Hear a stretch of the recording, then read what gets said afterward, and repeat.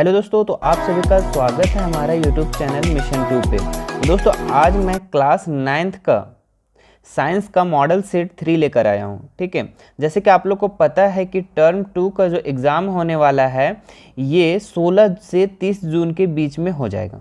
ठीक है, तो क्यों ना हम इससे पहले सारे मॉडल सेट को कवर कर ले, है ना। तो चलिए ज़्यादा लेट ना करते हुए हम लोग क्या करते हैं, क्वेश्चन को देखते हैं। इसमें सारे सॉल्यूशन आपको कराए जाएंगे।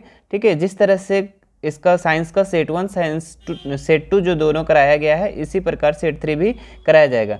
तो अगर आप उस 2 सेट को नहीं देखे हैं तो डिस्क्रिप्शन बॉक्स में इसका लिंक दे देंगे, वहाँ से आप जाके देख सकते हैं। ठीक है, तो चलिए स्टार्ट करते हैं। इसका देखिए पहला क्वेश्चन क्या है, पहला क्वेश्चन क्या पूछ रहा है सेट का। देखिए इसमें सेक्शन 3 है। ठीक है, ए बी सी, तो सेक्शन ए का क्वेश्चन हम कर रहे हैं। 1 वाट को परिभाषित कीजिए और हॉर्स पावर और वाट के बीच, ठीक है, वाट होगा वहाँ पे, वाट लिख दिए, वाट के बीच संबंध बताना है। ठीक है, तो 1 वाट को परिभाषित कैसे करेंगे, लिखना है 1 वाट वह शक्ति है जो 1 सेकेंड में 1 जूल कार्य करता है। ठीक है, 1 वाट वह शक्ति है जो 1 सेकेंड में 1 जूल कार्य करता है। सिंपल सी एक लाइन में है। ठीक है, अब यहाँ पे जहाँ पे 1 वाट बराबर कितना होता है, 1 जूल पर सेकेंड। ठीक है, 1 जूल पर सेकेंड। उसके बाद यहाँ हॉर्स पावर और वाट में, दोनों में क्या संबंध है इस चीज़ के बारे में बताना है। तो दोनों के बीच संबंध जो है, 1 हॉर्स पावर बराबर 746 वाट होता है। ठीक है, तो ये इतना लिख देंगे आप लोग का, तो 2 मार्क्स आराम से मिल जाएगा। ठीक है, चलिए दूसरा क्वेश्चन को देखते हैं क्या कह रहा है। दूसरा क्वेश्चन, ध्वनि तरंगों को यांत्रिक तरंगे क्यों कहते हैं। ठीक है, तो ध्वनि तरंग को यांत्रिक तरंग क्यों कहते हैं। ध्वनि तरंग के माध्यम के कणों की गति द्वारा अभिलक्षित की जाती है, अतः यांत्रिक तरंगे कहलाती है। ठीक है, तो ध्वनि तिरंगे लिख दिए यहाँ पे, तरंगे होगा। ठीक है, ध्वनि तरंगे माध्यम के कणों की गति द्वारा अभिलक्षित की जाती है, अतः यांत्रिक तरंगे कहलाती है। तो सिंपल सी बात है, इतना आप लिख देते हैं तो ये भी आप लोग का कवर हो जाएगा।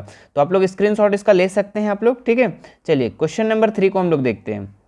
क्या लिखा हुआ है, S8 का मोलर द्रव्यमान क्या है। तो मोलर द्रव्यमान दोस्तों, यहाँ पे आणविक द्रव्यमान और मोलर द्रव्यमान का हम अलग से वीडियो बना दिए, तो वहाँ पे आप देख सकते हैं। चलिए यहाँ समझा देते हैं।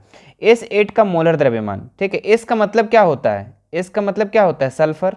ठीक है, और सल्फर का जो द्रव्यमान होता है कितना होता है, 32 होता है। ठीक है, 32 होता है। और कितना यहाँ पे सल्फर है, 8 सल्फर है। तो 8 को 32 से क्या करेंगे, मल्टीपल कर देंगे, तो वो हमारा 256 आ जाएगा S8 का मोलर द्रव्यमान।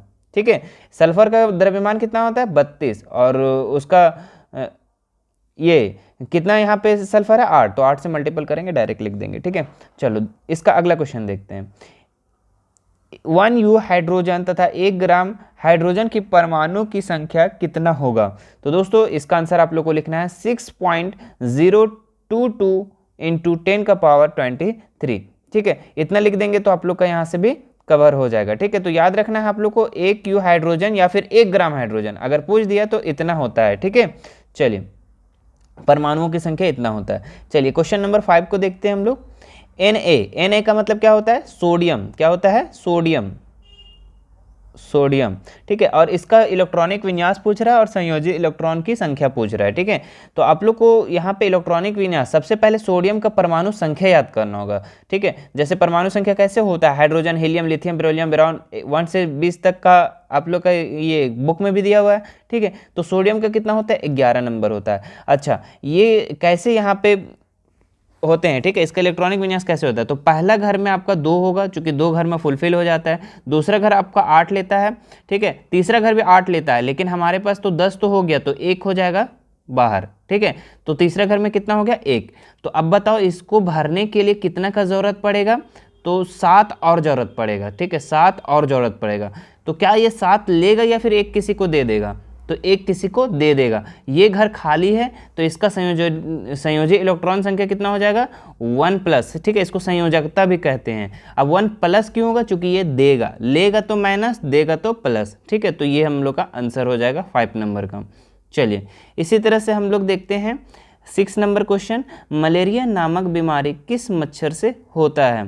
तो दोस्तों इसका तो आंसर आप लोगों को पता भी होगा, मादा एनीफिलीज मच्छर। ठीक है, 7 नंबर क्वेश्चन देखो, 2 असंक्रामक रोग के नाम लिखें। तो जो टच से नहीं होता है, ठीक है, जो टच होने से नहीं होता है। तो असंक्रामक रोग कौन सा है, तो मधुमेह, ठीक है, जो शुगर है, हृदय रोग, ये सब क्या है, हमारा असंक्रामक रोग है, ठीक है। तो इतना लिख देंगे तो हो जाएगा। आप लोग का यहाँ 7 क्वेश्चन हम करवा दिए, जिसमें आपको बनाना है 5 क्वेश्चन, ठीक है। चलो सेक्शन बी में प्रत्येक क्वेश्चन कितना मार्क्स का होगा, 3 मार्क्स का होगा, ठीक है। चलो तो 8 नंबर क्वेश्चन यहाँ पे क्या है दोस्तों, देखो एक बार, एक लैंप 1000 जूल विद्युत ऊर्जा 10 सेकंड में व्यय करता है, इसकी शक्ति कितनी होगी, ठीक है। तो यहाँ पे शक्ति आप लोग को निकालना है। तो शक्ति का फॉर्मूला सबसे पहले याद करना होगा, ठीक है। शक्ति को हम लोग P से सूचित करते हैं और इसका फॉर्मूला होता है W/T, ठीक है। तो यहाँ पे भी हम लिख दिए हैं। ऊर्जा कितना दिया हुआ है हम लोग का, 1000 दिया हुआ है। समय यहाँ पे T होगा, ठीक है। तो समय कितना दिया हुआ है, 10 सेकेंड। अब शक्ति का फॉर्मूला क्या होता है, W/T। तो 1000 को 10 से डिवाइड कर देंगे तो कितना हो जाएगा, 100 वाट, ठीक है। अब W यहाँ पे क्या आया, क्यों आया, ठीक है। तो चूंकि हम लोग को पता है कि शक्ति का SI मात्रा क्या होता है, वाट होता है, तो W लिख देंगे, ठीक है। चलिए नेक्स्ट देखते हैं हम लोग 9 नंबर क्वेश्चन। स्क्रीनशॉट आप ले सकते हैं या फिर वीडियो को पॉज करके आप लोग लिख सकते हैं। चलिए क्वेश्चन नंबर 9 क्या लिखा हुआ है यहाँ पे, तरंग धैर्य को परिभाषित करना है और इसे निरूपित कैसे किया जाता है तथा इसका SI मात्रा क्या है। तो यहाँ पे 3 क्वेश्चन पूछ रहा है, छोटा छोटा, देखो कैसे लिखना है। 2 क्रमागत संपीड़नों तथा विरलनों के बीच की दूरी तरंग धैर्य कहलाती है, ठीक है। 2 संपीड़नों और 2 विरलनों के बीच की दूरी को क्या कहते हैं, तरंग धैर्य कहते हैं, ठीक है। तो आप लोग मेरे साथ साथ में याद कीजिए, बोलिए, 2 क्रमागत संपीड़नों अथवा विरलनों के बीच की दूरी को क्या कहते हैं, तरंग धैर्य कहलाती है। खत्म। अच्छा, तरंग धैर्य को सामान्यतः किससे सूचित किया जाता है, लैम्डा। लैम्डा इस तरह से होता है, ठीक है। उल्टा वाई अगर लिख देंगे तो क्या हो जाएगा, लैम्डा हो जाएगा, ठीक है। तो लैम्डा से निरूपित किया जाता है और इसका SI मात्रा क्या है, मीटर है, ठीक है। तीनों क्वेश्चन हम लोग यहाँ से कवर कर लिए, छोटे छोटे क्वेश्चन था, ठीक है। चलो स्क्रीनशॉट ले लीजिए आप लोग। चलो 10 नंबर क्वेश्चन देखते हैं हम लोग, क्या लिखा हुआ है। 8 ग्राम ऑक्सीजन में अणुओं की संख्या ज्ञात करना है आप लोग को, ठीक है। तो 8 ग्राम ऑक्सीजन में अणुओं की संख्या कैसे निकलेगा, देखिए यहाँ पे ऑक्सीजन के सबसे पहले परमाणु द्रव्यमान निकालना होगा, ठीक है। तो ऑक्सीजन का तो परमाणु द्रव्यमान तो आप लोग को याद होगा 16, ठीक है, 16 होता है। आप लोग को याद भी करवा दिए थे हम, ठीक है। चलिए ऑक्सीजन अणुओं का मोलर द्रव्यमान कितना होता है, ठीक है। ऑक्सीजन अणुओं का मोलर द्रव्यमान कैसे निकलेगा, तो यहाँ पे 8, ये देखो सबसे पहले ऑक्सीजन क्या होता है, O2। तो O2 मतलब कि O कितना है, 2 है, ठीक है। तो 16 × 2 करेंगे हम लोग, 2 ऑक्सीजन, तो 32 ग्राम हो जाएगा।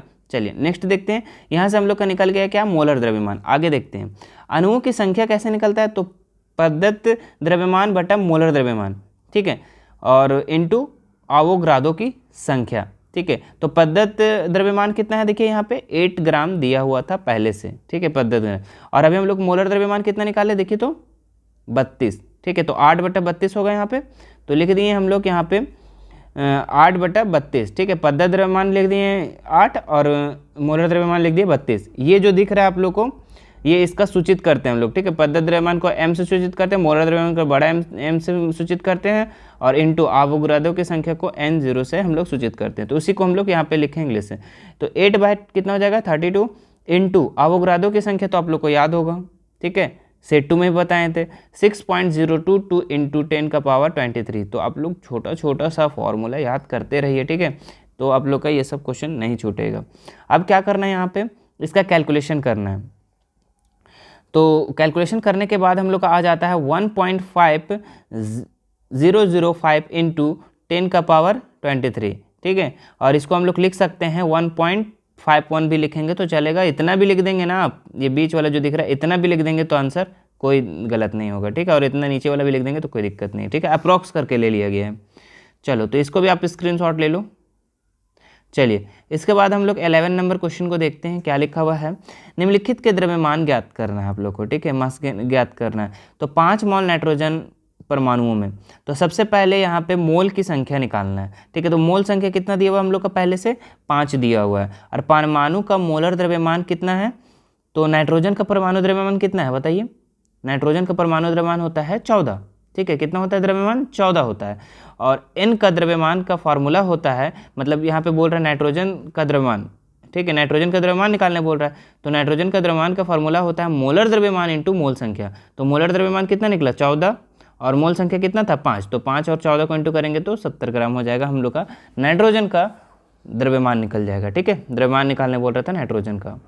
चलिए आगे देखते हैं हम लोग, बी नंबर इसका क्या दिया हुआ है, 3.011 इंटू 10⁻23 नाइट्रोजन परमाणुओं का क्या निकालना है, द्रव्यमान निकालना है, द्रव्यमान निकालना है ना। चलो तो द्रव्यमान कैसे निकलेगा इसका, तो सबसे पहले मोल संख्या निकालते हैं हम लोग। ठीक है, तो मोल संख्या कैसे निकलेगा, तो दिए गए कणों की संख्या बटा आवोगाद्रो की संख्या। तो दिए गए कणों की संख्या कितना है हम लोग का यहाँ पे दिया हुआ है 3.001 इंटू 10⁻23 और बटा यहाँ पे आवोगाद्रो की संख्या तो याद होगा, तो ये बटा में हम लोग इसको लिख दिए। ठीक है, उसके बाद द्रव्यमान का फॉर्मूला क्या होता है, मोलर द्रव्यमान इंटू मोलों की संख्या, यही होता है। ठीक है, द्रव्यमान बराबर क्या होता है, मोलर द्रव्यमान इंटू मोलों की संख्या। तो मोलर द्रव्यमान हम लोग का कितना है, नाइट्रोजन का मोलर द्रव्यमान 14। ठीक है, तो 14 इंटू मोलों की संख्या भी हम लोग निकाले इतना। ठीक है, तो इतना हम लोग यहाँ पे लिख दिए। उसके बाद हम लोग इसको कैलकुलेशन कीजिए, नहीं कीजिए, इतना भी लिख देंगे तो आप लोग का कोई गलत नहीं होगा। ठीक है, चलो तो स्क्रीनशॉट इसका भी ले सकते हैं। 12 नंबर देखिए अब इसके बाद, हाँ लिखा हुआ है किसी तत्व के परमाणुओं में 11 होगा यहाँ पे। ठीक है, 11 प्रोटॉन तथा 12 न्यूट्रॉन है, उस परमाणु का परमाणु संख्या, द्रव्यमान संख्या तथा संयोजकता ज्ञात करना है। 3 क्वेश्चन यहाँ से पूछ दिया। ठीक है, तो देखो सबसे पहले क्या लिखना है, परमाणु संख्या। ठीक है, प्रोटॉन की संख्या और परमाणु संख्या बराबर होता है, इस चीज़ को आप लोग को याद रखिएगा, और इलेक्ट्रॉन की संख्या। ठीक है, प्रोटॉन की संख्या और इलेक्ट्रॉन की संख्या क्या होती है, बराबर होती है। तो परमाणु संख्या कितना हो जाएगा, जब प्रोटॉन का 11 है तो परमाणु संख्या भी क्या हो जाएगा, हमारा 11 हो जाएगा, है ना। तो 11 है। अब परमाणु संख्या 11 किसका है पता है आप लोग को, सोडियम का है। ठीक है, सोडियम का बताए है ना, तो सोडियम का हम लोग का क्या है, परमाणु संख्या 11 है। अब यहाँ पे हम लोग को क्वेश्चन क्या पूछा है कि उस परमाणु का परमाणु संख्या निकालना है। तो परमाणु संख्या निकल गया पहला क्वेश्चन। दूसरा द्रव्यमान संख्या निकालना है। तो द्रव्यमान संख्या कितना हो जाएगा, तो प्रोटॉन की संख्या प्लस न्यूट्रॉन की संख्या। तो प्रोटॉन की संख्या हम लोग का कितना है 11 और न्यूट्रॉन की संख्या 12, तो कितना हो जाएगा 23। परमाणु द्रव्यमान कितना हो गया हम लोग का 23 हो गया। ठीक है, आप लोग फॉर्मूला धीरे धीरे याद करते जाइए। अब यहाँ संयोजकता पूछा है। ठीक है, तो परमाणु संख्या कितना हम लोग का 11। अब 11 को हम लोग किस किस कोष में रखेंगे देखना, पहला कोष में 2, दूसरा कोष में 8, तीसरा कोष में कितना जाएगा 8 2 10 11। ठीक है, तो 1 11, तीसरा कोष में कितना होगा 1 होगा। अब बताओ ये 1 देगा किसी को या 7 किसी से लेगा, क्योंकि इस घर में भरने के लिए इसको 8 आदमी का ज़रूरत है। ठीक है, तो ये 7 किसी से लाएगा या फिर 1 दे देगा, नहीं 1 किसी को दे देगा। तो क्या करेंगे, संयोजकता क्या हो जाएगा 1+, चूँकि प्लस पॉइंट बना हुआ है उसका। ठीक है, चलो इसके बाद 30 नंबर क्वेश्चन क्या लिख रहा है देखिए, ओजोन परत क्या है, इसके परत में छिद्र होने के क्या क्या कारण हैं। तो देखिए दोस्तों यहाँ पे इसका आंसर कैसे लिखना है आप लोग को, ओजोन परत पृथ्वी के वायुमंडल की एक परत है जिसमें ओजोन गैस की सघनता अपेक्षाकृत अधिक होती है। ठीक है, तो ये वायुमंडल का एक क्या है, परत है, और ये क्या करता है, ओजोन गैस की सघनता का अपेक्षाकृत अधिक होती है। ओजोन परत के कारण धरती पर जीवन संभव है। अगर दोस्तों वायुमंडल में ओजोन परत नहीं होता तो यहाँ पे हम लोग का जीवन संभव नहीं होता, क्योंकि जो सूर्य का प्रकाश है ना, जो इससे आती है किरणें, कौन सी किरणें, तो पैराबैंगनी किरणें। ठीक है, प्रकाश 90 से 99% मात्रा अवशोषित कर लेती है। सोचिए कितना ज़्यादा कर लेता है, हमको 10% से 1 से 10% तक ही हम लोग को उसका जो प्रकाश आता है धरती पे आता है। ठीक है, तो ये भी जो भी यहाँ पे ओजोन परत है 90 से 99% मात्रा क्या कर लेते हैं, अवशोषित कर लेते हैं, जो पृथ्वी पर जीवन के लिए हानिकारक है। अगर इतना ज़्यादा आ जाता है प्रकाश, पैराबैंगनी किरणें हम लोग का सूर्य से, तो हम लोग का बहुत ज़्यादा नुकसान है। ठीक है, टिकेंगे ही नहीं हम लोग, सिंपल सी बात है। तो ओजोन के परत के कारण ही हम लोग क्या है, जीवित हैं। अच्छा, इसके छिद्र होने के क्या क्या कारण है। ठीक है, तो देखो 2 कारण लिख दिए यहाँ पे, वायुमंडल में प्रदूषण के अधिक होने के कारण। ठीक है, और दूसरा उद्योग एवं मिलों से निकलने वाला ब्रोमीन व क्लोरीन। ठीक है, तो ये 2 कारण हैं जो कि ओजोन परत को छिद्र कर रहा है। ठीक है, धीरे धीरे वो क्या कर रहा है, पतला कर रहा है, छिद्र होते जा रहा है। ठीक है, और ये किस कारण होता है, तो क्लोरोफ्लोरोकार्बन। ठीक है, क्या होता है, क्लोरोफ्लोरोकार्बन के कारण होता है। ठीक है, तो ये अच्छा, क्लोरोफ्लोरोकार्बन कहाँ निकलता है? तो आप लोग देखे होंगे, फ्रिज होगा आपके घर में, तो फ्रिज से जो गैस निकलता है ना, वो क्लोरोफ्लोरोकार्बन होता है, और वो बहुत घातक चीज़ है, ठीक है। वो ओजोन परत को छिद्र करते हुए जा रहा है, ठीक है। तो इस तरह से आप इसका स्क्रीनशॉट ले सकते हैं। चलिए अगला क्वेश्चन यहाँ पे 14 नंबर क्वेश्चन क्या कह रहा है, देखो, अच्छे स्वास्थ्य के लिए आवश्यक स्थितियाँ बताइए, ठीक है। तो अच्छे स्वास्थ्य के लिए आवश्यक स्थितियाँ क्या क्या हो सकती है? तो देखिए यहाँ पे 3 शर्तें हैं, ठीक है। इसका 3 आवश्यक स्थितियाँ हैं। तो पहला, वह रोगमुक्त होना चाहिए, ठीक है। दूसरा, वह हर प्रकार से चिंता से मुक्त होना चाहिए, वह सामाजिक व मानसिक परेशानियों से मुक्त होना चाहिए। तो ये 3 चीज़ होगा तो हम उसको मानेंगे कि वो स्वस्थ है, अन्यथा वो स्वस्थ नहीं है। तो अगर अभी हम लोग देखते हैं, ठीक है, अपने जीवन लाइफ में, ठीक है, तो कोई ज़्यादा स्वस्थ वैसा कुछ है नहीं, ठीक है। कहीं ना कहीं वो मानसिक रूप से, सामाजिक रूप से पीड़ित है, ठीक है। तो उसको हम लोग स्वस्थ नहीं कहेंगे। ये हर प्रकार से अगर ठीक है तब हम बोलेंगे कि वो स्वस्थ है, ठीक है, तंदुरुस्त है। चलिए आगे देखते हैं हम लोग। सेक्शन सी, ये आपका यहाँ से आप लोग का सेक्शन सी स्टार्ट हो जाता है 15 नंबर क्वेश्चन से, ठीक है। ये 5-5 क्वेश्चन का प्रत्येक क्वेश्चन होगा। आगे देखते हैं हम लोग। यहाँ पे 15 नंबर में ए नंबर दिया हुआ है, जब किसी वस्तु पर लगने वाला बल विस्थापन की दिशा में हो तो किए गए कार्य का व्यंजक लिखिए। तो आपको सिर्फ सिंपल सा लिखना है, किया गया कार्य बराबर W बराबर बल इंटू विस्थापन, ठीक है। विस्थापन का मतलब क्या हुआ कि विस्थापन एक दिशा से, यहाँ पे विस्थापन की दिशा में हो या किए गए कार्य व्यंजक, ठीक है। तो यहाँ पे वस्तु पर लगने वाले बल, उसके विस्थापन दिशा, ठीक है। तो ये बल इंटू विस्थापन हो जाएगा। यहाँ पे किया गया कार्य इज इक्वल टू क्या हो जाएगा, बल इंटू विस्थापन हो जाएगा। चलिए बी नंबर इसका क्वेश्चन देखते हैं हम लोग। 1500 kg द्रव्यमान की एक कार 30 किलोमीटर प्रति घंटा के वेग से चल रही है, वेग को 60 किलोमीटर प्रति घंटा तक बढ़ाने में किया गया कार्य ज्ञात करें, ठीक है। तो इसको भी आप लोग ध्यान से देखिएगा, ठीक है, समझिएगा, समझ में आ जाने के बाद आराम से बनेगा। तो सबसे पहले आपको लिखना है कार का द्रव्यमान। तो कार का द्रव्यमान कितना दिया हुआ, 1500 kg, ठीक है। उसके बाद कार का प्रारंभिक वेग, प्रारंभिक वेग किससे सूचित करते हैं, यू से, तो यू लिखेंगे। और 30 किलोमीटर प्रति घंटा, 30 किलोमीटर प्रति घंटा, ये लिखा हुआ है ना -1 में, किलोमीटर जो h लिखा हुआ माइनस में, इसको हम लोग ऐसे भी लिख सकते हैं, किलोमीटर प्रति घंटा। ये h ऊपर जाके माइनस में होता है, ठीक है, -1 में, ध्यान रखना। चलो तो यहाँ पे लिखेंगे 30 किलोमीटर प्रति घंटा। अच्छा, अब ये किलोमीटर प्रति घंटे को क्या करेंगे ना, सबसे पहले हम सेकंड में चेंज करेंगे, मीटर पर सेकंड में। तो मीटर पर सेकंड में चेंज करने के लिए सबसे पहले किलोमीटर को मीटर में करने के लिए 1000 से मल्टीपल करेंगे, और नीचे जो घंटा है, ये घंटा जो है, इसको हम लोग सेकंड में चेंज करेंगे। तो सेकंड में कैसे चेंज होगा, तो सबसे पहले घंटा को मिनट में, फिर मिनट को सेकंड में, तो 60 × 60 करेंगे। तो यहाँ पे आ जाएगा 8.33 मीटर पर सेकंड। तो ये निकल गया प्रारंभिक वेग मीटर पर सेकंड में। आगे आते हैं यहाँ पे, इसी प्रकार अंतिम वेग भी हम लोग निकालेंगे। अंतिम वेग दिया हुआ था 60 किलोमीटर प्रति घंटा, इसको सेकंड में करेंगे तो 1000 से मल्टीपल करेंगे और 60 से डिवाइड करेंगे, तो 16.67 मीटर पर सेकंड हो जाएगा। उसके बाद जब हर चीज़ निकल गया मीटर पर सेकंड में और ये केजी में निकल गया, तो अब क्या करना है, इसलिए कार की प्रारंभिक गतिज ऊर्जा, तो गतिज ऊर्जा को आप लोग का सूत्र आप लोग को पता होगा, ठीक है। उसको हम लोग व्यंजक भी प्राप्त किए थे, ठीक है। K इज इक्वल टू क्या लिखवाए थे, 1/2 mv² या mu², ठीक है। तो अगर प्रारंभिक गतिज ऊर्जा निकालेंगे तो u² करेंगे। तो देखो 1/2 mu², तो 1/2 m कितना था, मास हम लोग का कितना था, 1500 कार का वेट था, ठीक है। और u² कितना निकला था, 8.33 निकला था, उसका स्क्वायर कर देंगे तो हम लोग का निकल जाएगा 52,041.68 जूल, ठीक है। आप ट्राई कीजिए, कैलकुलेशन कीजिए, ठीक है।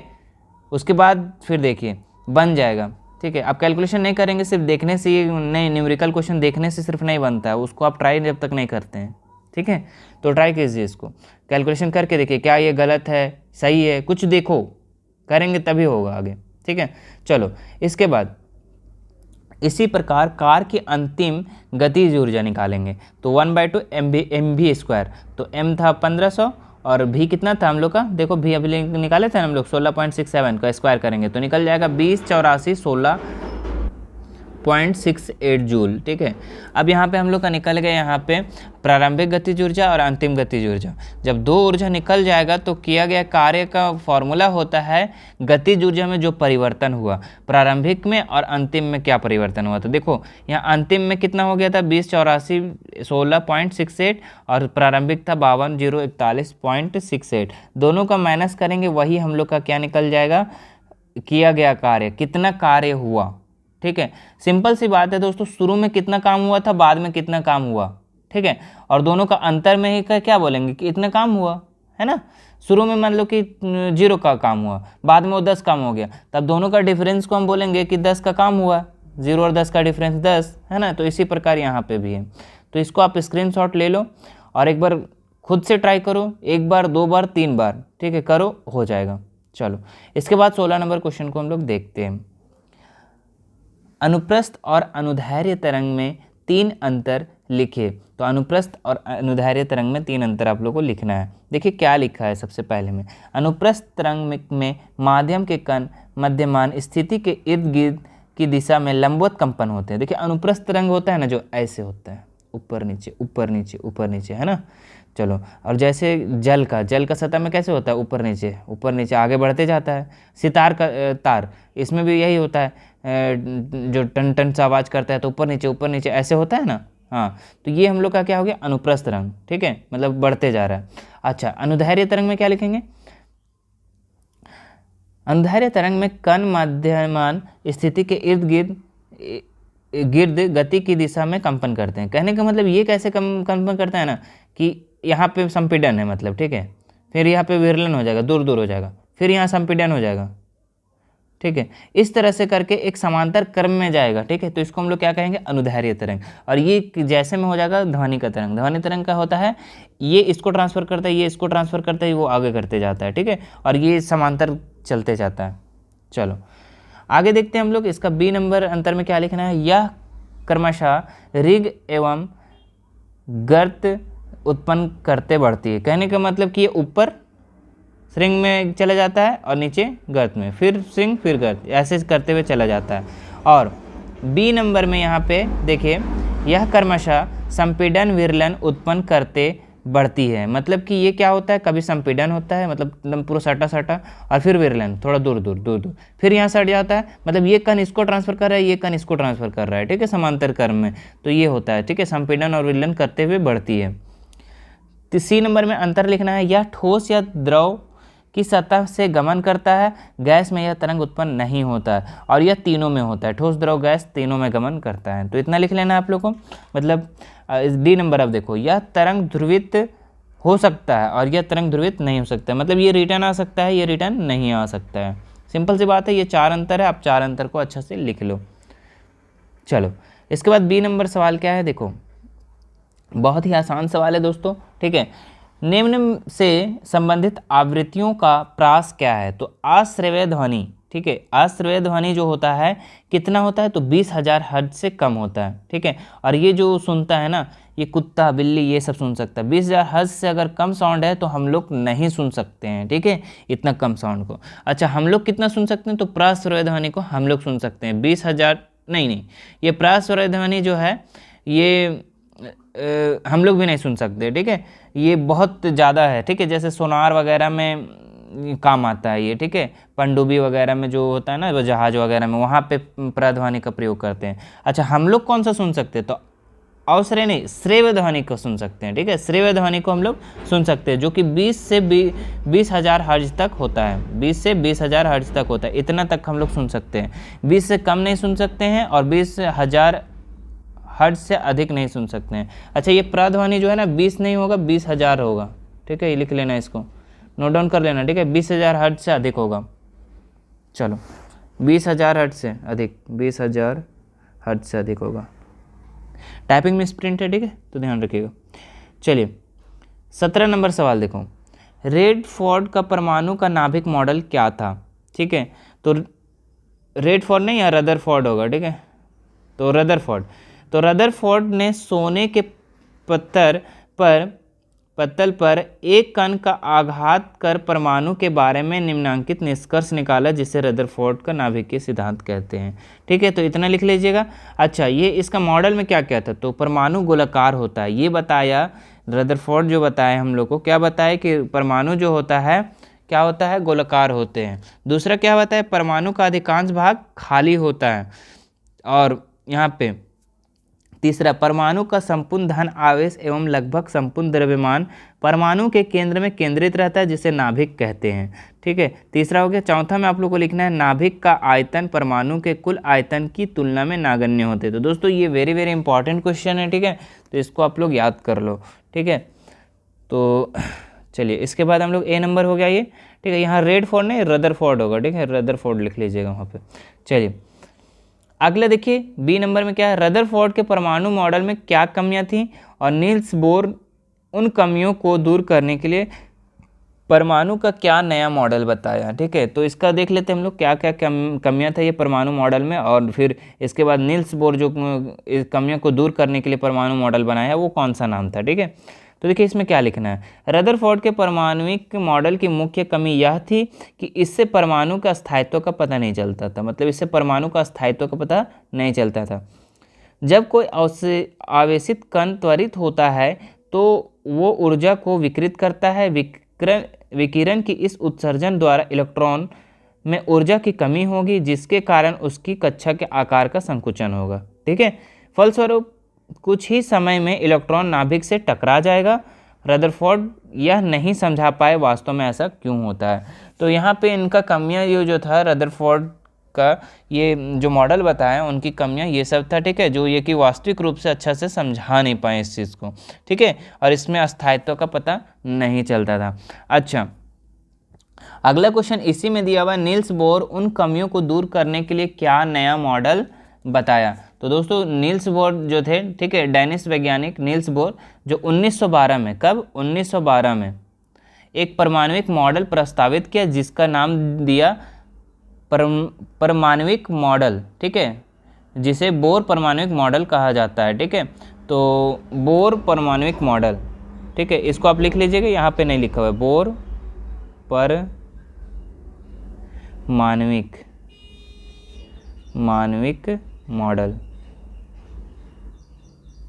मॉडल। ठीक है, इसको लिख लो आप लोग, 1912 में हुआ था। ठीक है, ये नील्स बोर ये मॉडल लाए थे। चलो अगला क्वेश्चन देखते हैं, 18 नंबर सवाल, संक्रामक रोग के फैलने से रोकने के लिए विद्यालय में कौन कौन सी सावधानियां आवश्यक है। ठीक है, तो आप बताइए यहाँ पे कि आप संक्रामक रोग से बचने के लिए विद्यालय में आप कौन कौन से कदम को उठाएंगे। तो सबसे पहले हम लोग क्या करेंगे, भीड़ भाड़ को कम करेंगे। दूसरा क्या करेंगे, स्वच्छ पानी का पीने का पानी उपलब्ध कराकर। तीसरा, ग्राउंड व कक्षा के कमरों को स्वच्छ रखकर। खांसने के बाद छींकते हो गए यहाँ। ठीक है, छींकते समय रुमाल का प्रयोग करके। स्कूल के आसपास पानी इकट्ठा नहीं होनी चाहिए। और F नंबर क्या है, वैक्सीन का टीका लगाकर। तो इतना अगर हम लोग करते हैं तो ये संक्रामक रोग से फैलने से बचा सकते हैं। 19 नंबर इसका लास्ट सवाल है दोस्तों, इसको भी देख लो। ठीक है, इंपॉर्टेंट सवाल है, नाइट्रोजन चक्र क्या है। तो देखिए इसको लिखना कैसे है, यह एक जैव रासायनिक चक्र है जिसमें नाइट्रोजन का विभिन्न रासायनिक रूपों में परिवर्तन होता है जब यह पृथ्वी का वायुमंडल में घूमती है। तो दोस्तों नाइट्रोजन चक्र में क्या होता है, नाइट्रोजन का चक्र ये वायुमंडल में कैसे होता है। तो हम लोग को पता है कि पूरा वायुमंडल में कितना नाइट्रोजन गैस है, तो 78%। तो इसका चक्रण कैसे होता है इसी चीज़ के बारे में हम लोग जानेंगे। ठीक है, तो नाइट्रोजन जो होता है ये सबसे पहले क्या होता है ना, ये पेड़ पौधे में आते हैं। ठीक है, पेड़ पौधे के जड़ों में आते हैं और वो नाइट्रेट्स में चेंज कर देते हैं और फिर नाइट्रेट्स हम लोग का फिर वायुमंडल में चला जाता है। ठीक है, चूँकि यहाँ पे, चलो इसको हम थोड़ा सा समझा देते हैं। ठीक है, पढ़ के यहाँ से आप लोग लिख लीजिएगा इसको। नाइट्रोजन चक्र में आने वाले महत्वपूर्ण प्रक्रम, नाइट्रोजन स्थिरीकरण। जानवर व पादप पर्यावरण की नाइट्रोजन का सीधे उपयोग नहीं कर सकते हैं। मतलब कि जानवर या पादप पेड़ पौधे नाइट्रोजन का सीधा प्रयोग नहीं कर सकते, क्योंकि आप लोग को पता है नाइट्रोजन क्या है, अक्रिय गैस है। अक्रिय गैस है तब तो हम लोग जो चिप्स वगैरह खाते हैं उसमें कौन सा गैस भरा होता है, नाइट्रोजन गैस, क्योंकि वो किसी के साथ अभिक्रिया जल्दी नहीं करता है। तो ये क्या करता है, यहाँ पे देखिए नाइट्रोजन जो होता है गैस, ये पादप या पर्यावरण नाइट्रोजन का सीधे उपयोग नहीं करता है, यद्यपि nitrogen DNA, RNA, urea, proton आदि का अंग है, अतः नाइट्रोजन को अन्य उपयोगी रासायनिक यौगिकों में बदलने की आवश्यकता है। तब नाइट्रोजन का स्थिरीकरण करने वाले बैक्टीरिया कुछ स्वतंत्र रूप में से रहते हैं। कुछ बैक्टीरिया द्विबीजपत्री पौधा की कुछ स्पीसीज के साथ पाए जाते हैं। तो दोस्तों ये यहाँ पे क्या होता है कि जो यहाँ पे द्विबीजपत्री जो पौधा होता है ये नाइट्रोजन गैस को अवशोषित करता है अपने जड़ में, ठीक है। और इसके आगे देखते हैं हम लोग, इन फलीदार पौधों की जड़ों में एक विशेष प्रकार की संरचना मूल ग्रंथि का पाए जाते हैं, जो भौतिक क्रियाओं के द्वारा नाइट्रोजन को नाइट्रेट्स में बदलते हैं, ठीक है। तो ये क्या करते हैं, जो फलीदार पौधा होता है इसका जड़ में एक मूल प्रकार का ग्रंथि पाया जाता है, इसी को हम लोग क्या होता है नाइट्रोजन को नाइट्रस में, नाइट्राइट्स में चेंज करता है। इसके बाद देखो पौधे नाइट्राइट्स को प्राप्त कर उन्हें अमीनो अम्ल में परिवर्तित करता है। देखो दोस्तों ये पौधा जो है ना डायरेक्ट नाइट्रोजन को नहीं लेता है, किसको लेता है, नाइट्रेट्स और नाइट्राइट्स को लेता है, ठीक है। और ये किस में चेंज करता है, अमीनो अम्ल में बदल देता है, और फिर ये पुनः वायुमंडल में मिल जाता है, ठीक है। ये अम्ल जो होता है ना, अमीनो अम्ल, ये वर्षा के माध्यम से क्या होता है, नीचे आता है, ठीक है, जिसको हम लोग अम्ल वर्षा भी कहते हैं, पता होगा आप लोग को। चलिए तो वायुमंडल मिल जाता है। इसका चित्र आप लोग ऐसे बना लीजिएगा, देख लीजिए, स्क्रीनशॉट ले लीजिए और अच्छा से इस तरह से बना लीजिएगा, ठीक है।